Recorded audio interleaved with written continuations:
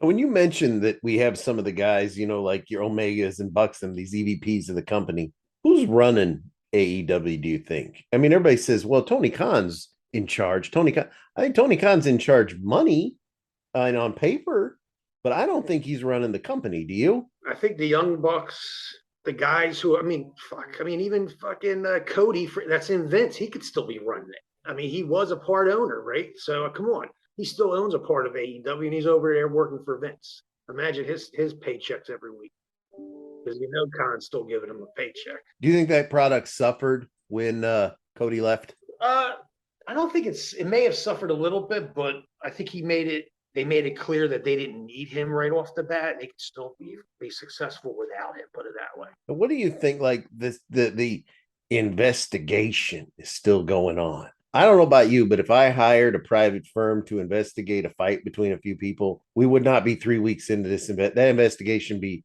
prison riot investigations don't take that long. No. Do you? We all know Punk and Omega are coming back.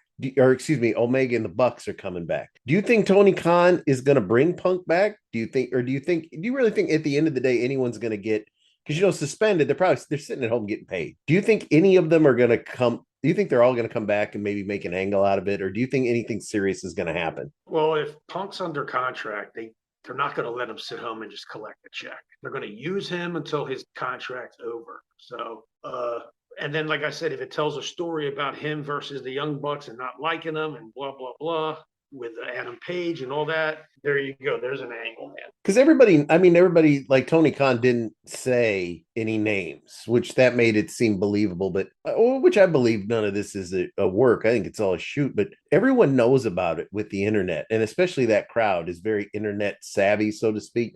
Wouldn't you just make a story out of it? I mean, you've got 8 months worth of angles written out for you right there. Well, maybe that's what they're going to do. I mean, I did see something on Facebook where there was a chair thrown in the back and all this shit, and I guess Punk supposedly threw it at somebody, and which doesn't make any sense to me. But like I said, if they're airing all that dirt on Facebook, then I think they're going to do angles with it. And then you have Hangman Page. He could be sad and he could tell CM Punk he's sorry and they could team up. And I mean, there's a lot of things you can do with something like that. Is Tony Khan smart enough to do that? Well, it's not. You got to remember, there's not one chef in the kitchen over there.